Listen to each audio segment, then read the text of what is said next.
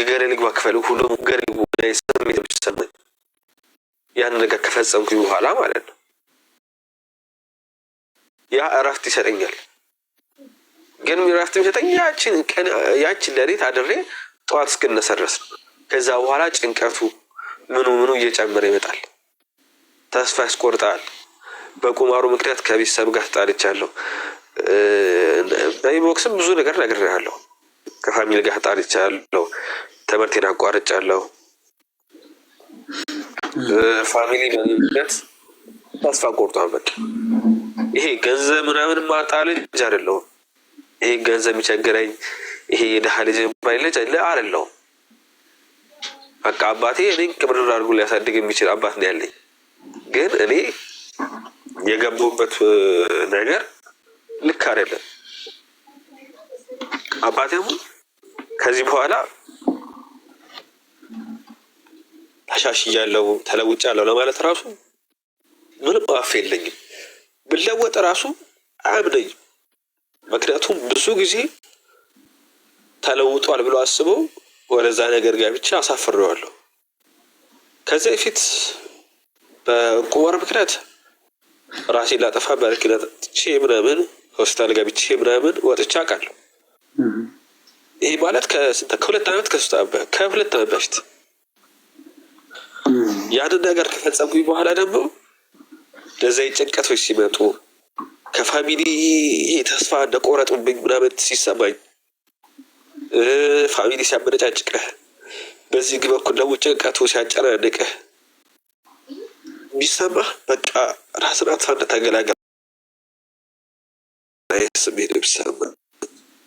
ከዛ ደግሞ ያችን ስቃይ አውቃታለሁ፣ እፈራለሁ።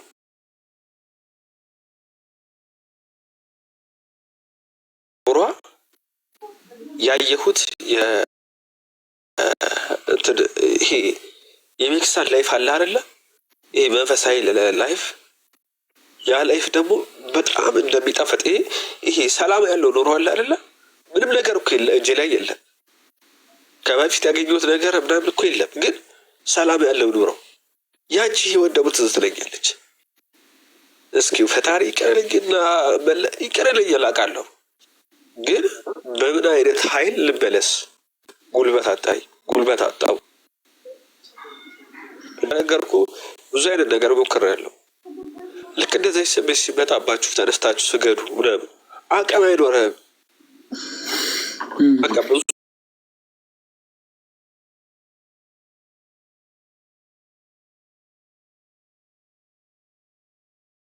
ፈጣሪ ይቅር በላይ ማለት ነው የሚቀለው።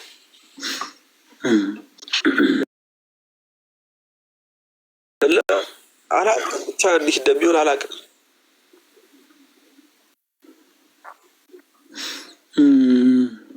ማን ነበር ያልከኝ?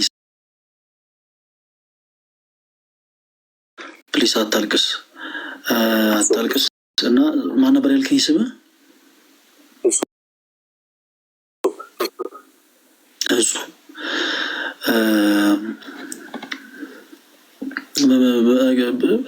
በጣም ስላወቅኩ ደስ ብሎኛል።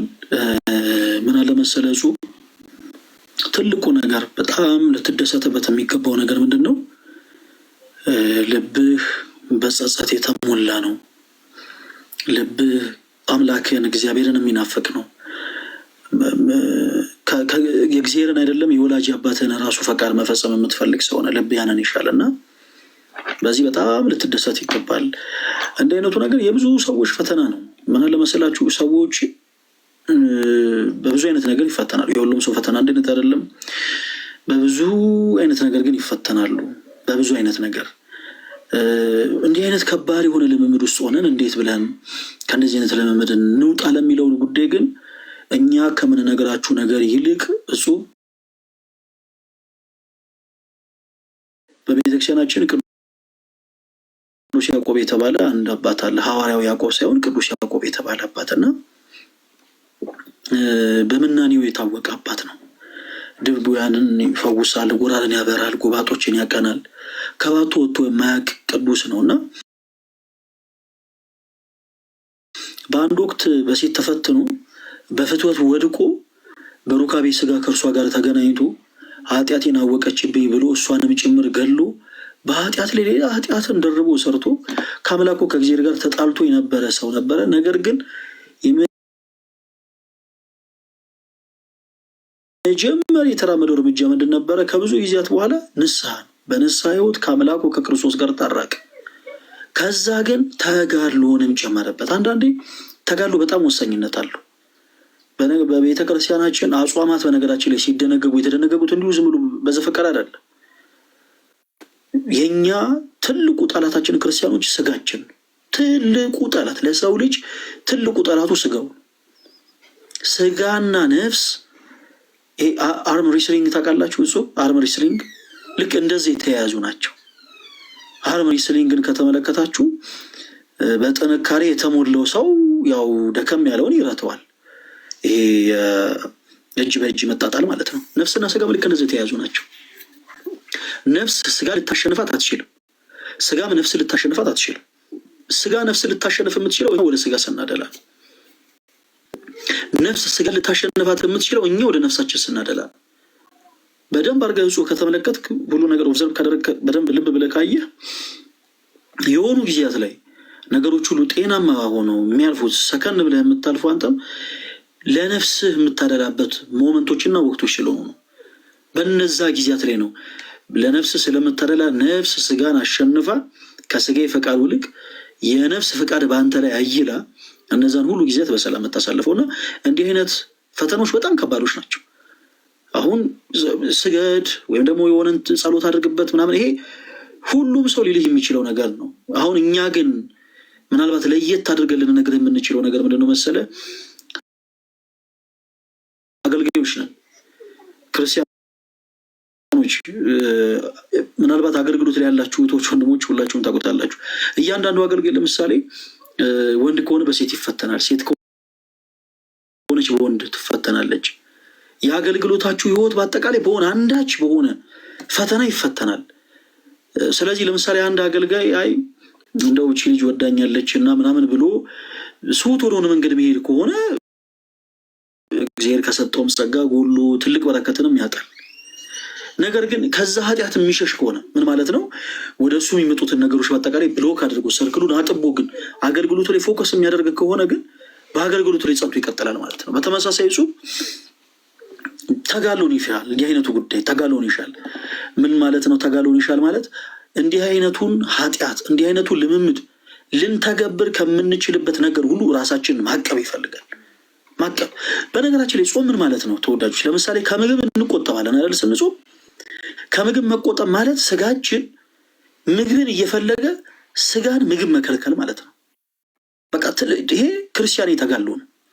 እያንዳንዱ ክርስቲያን ደግሞ እንዲህ አይነቱን ነገር ሰውነቱን ሊያለማመድ ይገባል።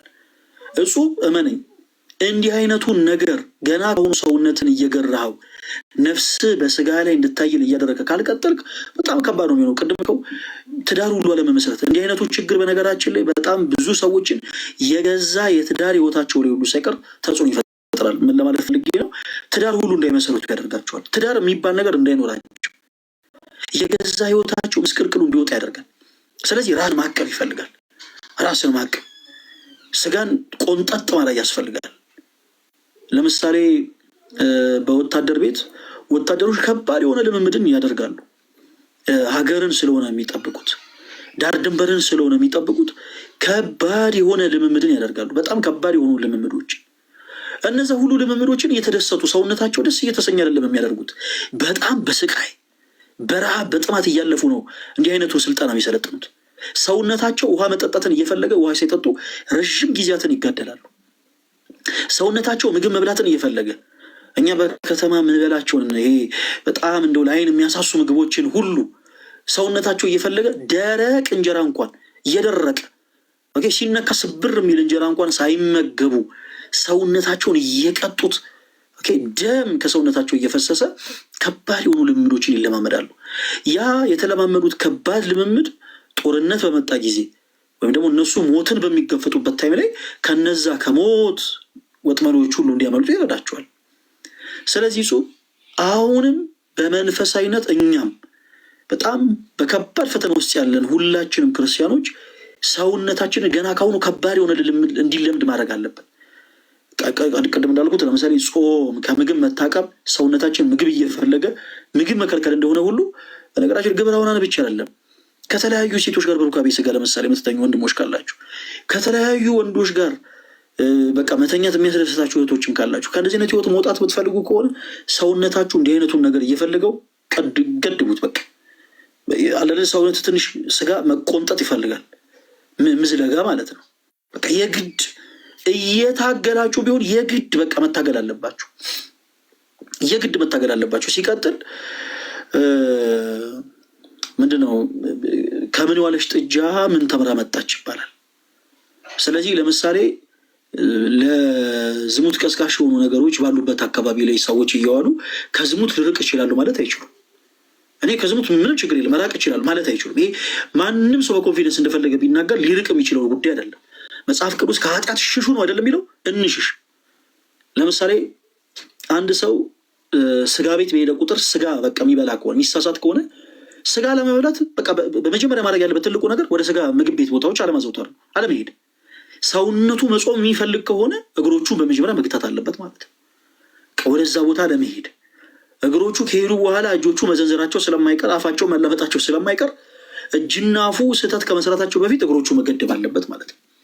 ስለዚህ ከእንደዚህ ነገር ሽሹ ማለት ጋይስ አምልጡ ነው። ብራዘር ሮጣችሁ አምልጡ። በቻላችሁት አቅም ከእነዚህ አይነት ነገሮች ራስን ለመቆጠብ ስጋን መቆንጠጥ ያስፈልጋል። ስጋችሁን ስትቆነጥጡ ነፍስ ታይላለች። እመኑኝ። በእንደዚህ አይነት በጣም ከባድ ፈተናዎች እየተፈተናችሁ ያላችሁ እህቶች ወንድሞች፣ ስገዱ ሲባል ስግደትን ብቻ ፎከስ አታደርጉበት። ስጋችሁን አብዝታችሁ እንዲራብ አድርጋችሁ ቅጡት፣ እንዲራብ። ምክንያቱም ስጋ በቆሰቆለ ጊዜ ነፍስ ታይላለች። ገዳማውያን አባቶቻችን በቀን አንድ ጊዜ እህል የሚቀምሱት በነገራችን ላይ ወደው አይደለም የሚያጨበጭብላቸው የሆነ አካል ኑሮ አይደለም።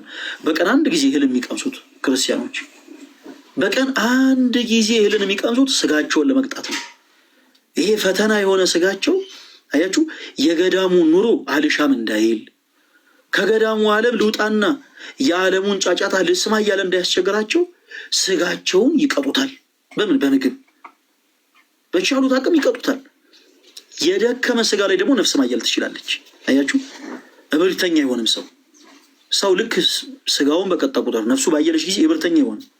ዘራፍ አካኪ ዘራፍ አይል ሰው ነገር እንኳን ሲፈልገው አንገቱን ስብር አድርጎ ማለፍን ይመርጣል።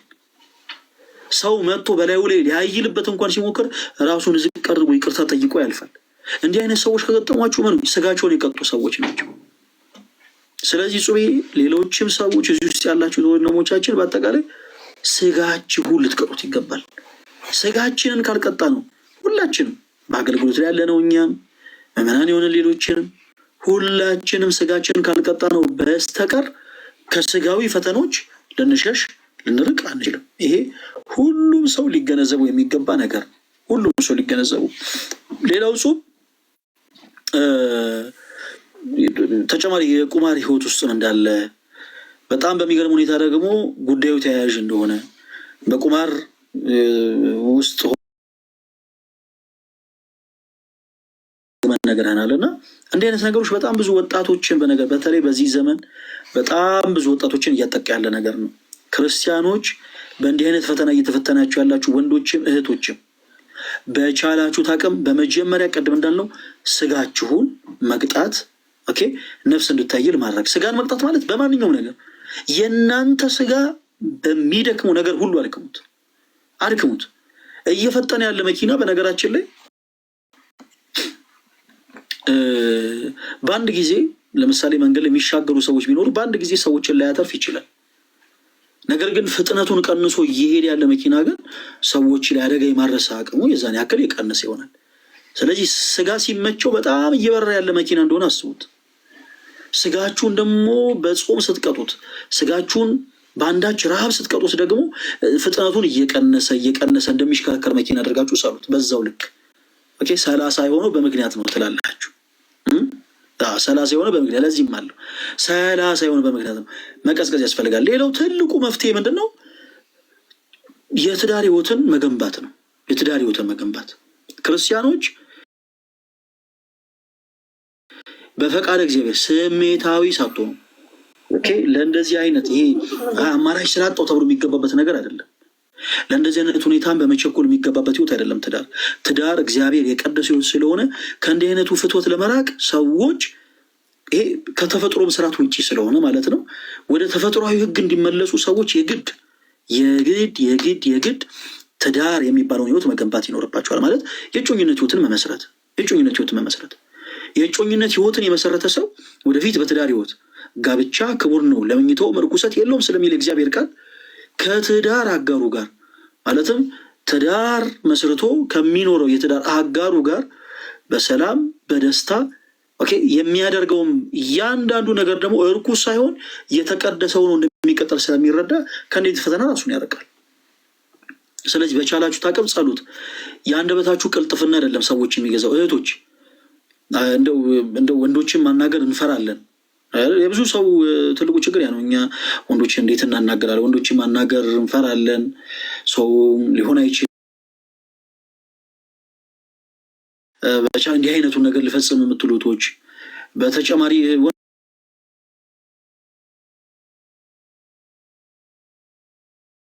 ወንዶችም እኔ ሊቀርቡኝ ስለማይችሉ እንዲህ አይነቱን ድርጊት ልፈጽም የምትሉ ወንድሞችም ጭምር ትዳር የእግዚአብሔር ስጦታ ነው። የማን ስጦታ ነው? የእግዚአብሔር ስጦታ ነው። ስለዚህ በእናንተ ቁንጅና አይደለም ትዳር ልትይዙ የምትችሉት። በእናንተ የአንደበት ቅልጥፍና አይደለም ትዳር ልትይዙ የምትችሉት። እናንተ በአካውንታችሁ በያዛችሁት ረብጣ በሆነ ገንዘብ አይደለም ትዳር ልትመሰረቱ የምትችሉት። ትዳር ልትይዙ የምትችሉት ከእግዚአብሔር ዘንድ በሚሰጣችሁ ስጦታ ብቻ ነው። ያ ደግሞ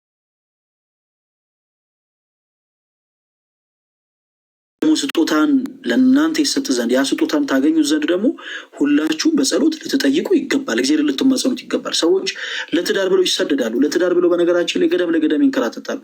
ለትዳር ብለው ብዙ ዋጋ ይከፍላሉ። እናም ደግሞ እናንተም ለትዳር ሲባል ጸሎት ልታደርጉ ሱባኤ ልትይዙ ይገባል። ምክንያቱም አንዱ ከዝሙት ማመለጫው አንዱ ትልቁ መንገድ ትዳር ስለሆነ ትዳር ነው። እንዲህ አይነት እህቶች ትኖራላችሁ መቼም። ምናልባት ይሄ እዚህ ላይቭ ላይ ቁጭ ብላችሁ እየተከታተላችሁ ከሆነ ምናልባት የዚህ ላይቭ ሪከርድ ደርሷችሁ ከሆነ እህቶቼ በአንዳችን እንዳትጨነቁ። እኔ ጥሩ መልክ የለኝም፣ እኔ ጥሩ ሰውነት የለኝም፣ እኔ የሚጎለኝ ነገር አለ ምናምን እያልሽ ያለሽ እህቴ እግዚአብሔር የሰጠሽን ስጦታሽን አይቶ የሚያገባሽን ሰው የሚሰጥሽ እግዚአብሔር ስለሆነ በነገሮች ጸሎት ማድረግ ያስፈልጋል። ጸሎት ማድረግ እና ደግሞ ትዳር እንፈልጋለን ስላላችሁ ብቻ ደግሞ ትዳር ይኖራችኋል ማለት አይደለም። ለትዳር ደግሞ ሰዎች ለትዳር ህይወት ለመብቃት ቅድሚያ ማድረግ ያለባቸው ማሟላት ያለባቸው ነገር አለ። ወንድሜ ምናልባት እዚህ ውስጥ ያለ ወንድሜ በቻልከው አቅም የምትቀይረው ልብስ ሳይኖርህ እንደው ገሊትን ካላገባው ብሎ አካኪ ዘራፍ ማለት የለብህም። በመጀመሪያ እንደው አንዲትን ሴት በህይወቴ ባስገባ በመጀመሪያ 2 ትሆናላችሁ። 2 ከሆናችሁ በኋላ ደግሞ 2 ሆናችሁ ብቻ ተቀመጡ። 3 ደግሞ ትሆናላችሁ እያላችሁ ደግሞ ትበዛላችሁ። ስለዚህ ይህችን ሴት ላስተዳድራት እንደው በልጅ ብትባረከኝ ደግሞ ልጆቼን ላስተምራቸው እችላለሁ ወይ? ቅድሚያ ይህንን ልትጠነቀቅ ይገባል። ቀድመ ልትገነዘብበት ይገባል። እህቴም ልክ እንደዛው አይ ገሌ እኔ የሚያገባኝ ሰው ያኖረኛል ምናምን ብለሽ ዝም ብለሽ ቤት ውስጥ የምትቀመጪ እህት ፕሊስ በጣም ይሄ ስህተት ነው። በጣም ስህተት፣ ይሄ መጥፎ በጣም ኋላ የቀረ ነገር ነው። በነገራችን ላይ አሁን ላይ ማንንም አያኖርም። አንቺም ወጥተሽ ሰርተሽ ትገቢያለሽ፣ አንተም ወጥተህ ሰርተህ ትገባለህ። ቤታችሁን እኩል ሞልታችሁ ትኖራላችሁ። እኔ የሚያገባኝ ባል ያኖረኛል፣ እኔ ምንም ችግር የለብኝም፣ እኔ ጥፍሬን ብቻ ልስተካከል፣ ፀጉሬን ብቻ ልሰራ ምናምን የምትይት እባክሽ ፕሊስ ከእንደዚህ አይነት ፈተና መውጣት የምትፈልጊ ከሆነ ከእንደዚህ አይነት ፈተና መራቅ የምትፈልጊ ከሆነ ራስሽን አፕዴት ማድረግ ወጣ ማለት በስራ ራሳችሁን ቢዚ ማድረግ በራሱ በነገራችን ላይ ከነዚህ ልምምድ እንድትርቁ ያደርጋቸዋል። ሰዎች ትልቁ ለእንደዚህ አይነት ፈተና እንዲጋለጡ የሚያደርጋቸው ትልቁ ነገር ምንድን ነው መሰላችሁ? በስራ ራሳን ቢዚ ያለማድረጋቸው ነው። እመኑኝ፣ ሳትመርጡ በሆነ ነገር ራሳችሁን ቢዚ ያደርጉ። በሆነ ቁም ነገር በሆነ ነገር ብቻ ስራ በሆነ ጉዳይ ላይ ቁም ነገር በሆነ ጉዳይ ላይ ራሳችሁን ቢዚ ያደርጉት። ከእንደዚህ አይነቱ ፈተና አንዱ ማምለጫና መራቂያም አንዱ መንገዱ ያ ነው። እናቴ እግዚአብሔርን በጸሎት ተማጸኝ፣ ከነዚህ አይነት ፈተና እንድትርቂ። ግብረ አሁናን ተፈጥሯዊ የሆነ ነገር አይደለም፣ መጽሐፍ ቅዱስ የሆንም ደግሞ ነገር ስላልሆነ ከፈቃድ እግዚአብሔር ውጭም የሆነ ጉዳይ ስለሆነ በቻልሽው አቅም ጸሎት ልታረጊበት ይገባል። ከእንዲህ አይነቱ ነገር ለማምለጥ ትዳር መሰረታዊ ነገር ስለሆነ ሲቀጥል ደግሞ ራስሽን ልታዘጋጅ ይገባል። አንቺ የምትመኙ ወንድ እንዳለ ሁሉ በተመሳሳይ አንቺም ያ ሰው የሚመኛት አይነት ሴት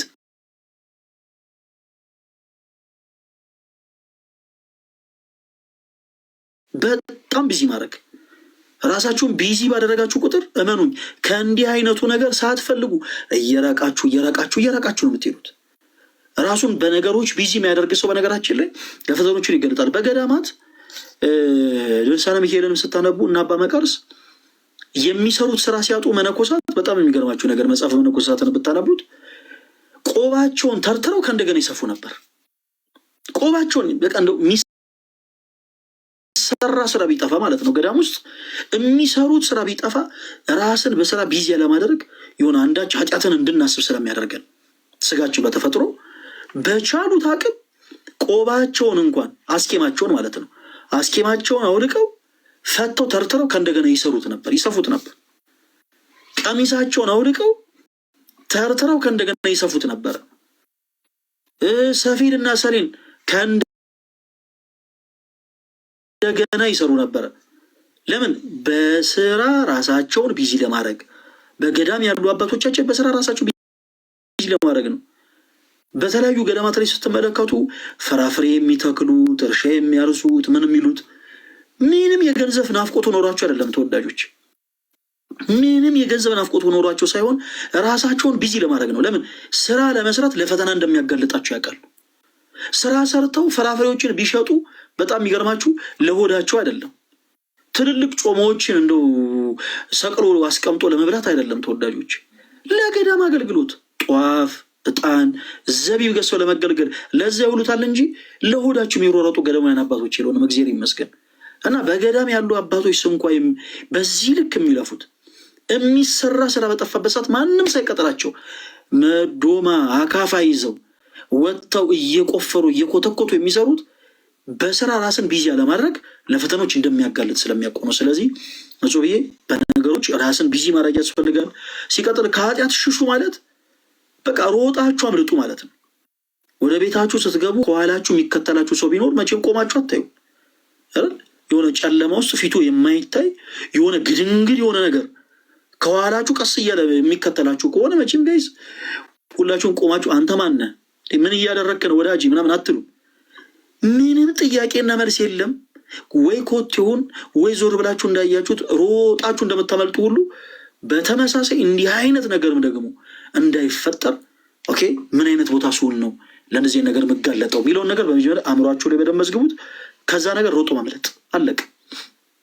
ሮጦ ማምለጥ ቅድም እንዳልኩት መብላት የማያስችላቸው ሰዎች አሉ። አሁን ቆመው ለምሳሌ የሆነ ቦታ ላይ ገብተው እኔ በአሁኑ ምንም ወልፈት የለም እጾማለሁ ብለው ቃል ከገቡ በኋላ ዙሪያቸው ያሉ ሰዎች እጅግ በጣም እንደው አለል የሚያሳሳ የሆነ አንዳች ምግብ አምጥተው ልክ ሲበሉ እንደው በቃ የዛሬ ልብላ እንደው ምን የኔስ ነገር እያሉ የሚበሉ የማያስችላቸው ሰዎች አሉ። እነዚህ ሰዎች በእነዚህ ፈተና ላለመውደቅ ምንድነው ማድረግ ያለባቸው? ከእነዚህ አይነት ቦታዎች መሸሽ። በተመሳሳይ እኛም ለእንዲህ አይነቱ ነገር የሚዳርገን ነገር መሸሽ፣ ራስን ቢዚ ማድረግ ራስን ቢዚ ማድረግ። ሁሉ በላይ ደግሞ ዋነኛው ደግሞ ስጋን በሚገባ መቅጣት። በሚገባ ሁላችን ይመለከታል። ስጋችንን ካልቀጣ ነው ነፍሳችን ልታየል አትችልም። ስጋችን ስንቀጣ ነፍሳችን ታየላለች።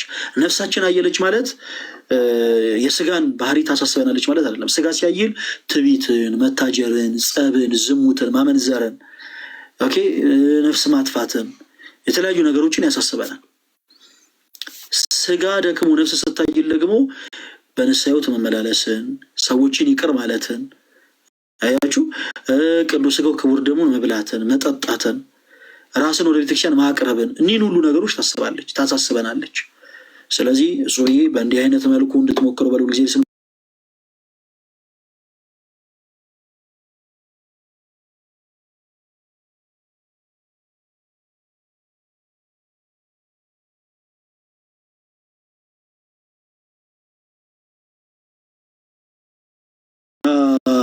እጹዬ ጥሩ እንደተረዳኝ ተስፋ አደርጋለሁ። አዎ ተረድቻለሁ። ለመጨረሻ ጊዜ አንድ ነገር ማውራት ይኖርብኝ አላውቅም። ተማረግ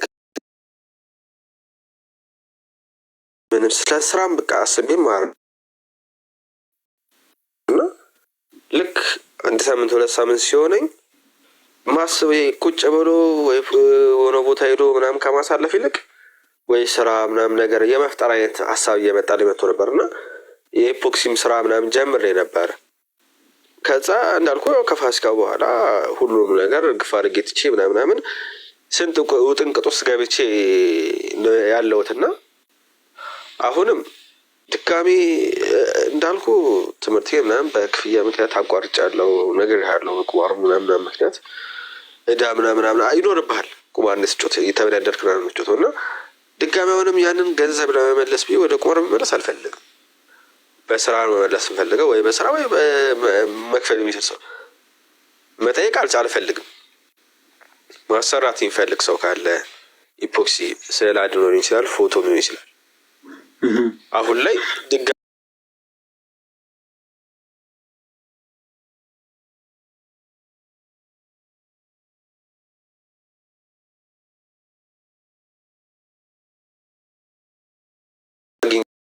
ገንዘብ አግኝቼበት ትምህርቴንም ድጋሚ ብቀጥል ከዛ መለወጤንም በዚህ ፋሚሊና ሴቲ ከፋሚሊ ጋር ደግሞ ወደ ቀርቦ ወደ ነበረኝ ማንነቴ ብመለስ ደስ ይለኛል። ይሄን ለማለት ነው። እዙቤ በጣም በጣም በጣም ደስ የሚል ነገር ይነገርከን። ኢፖክሲ በምን መልኩ ነው የምትሰራው? ለምሳሌ የአንድ ስዕል በሳይዙ ነው በምንድን ነው የምትሰራው? ዋጋው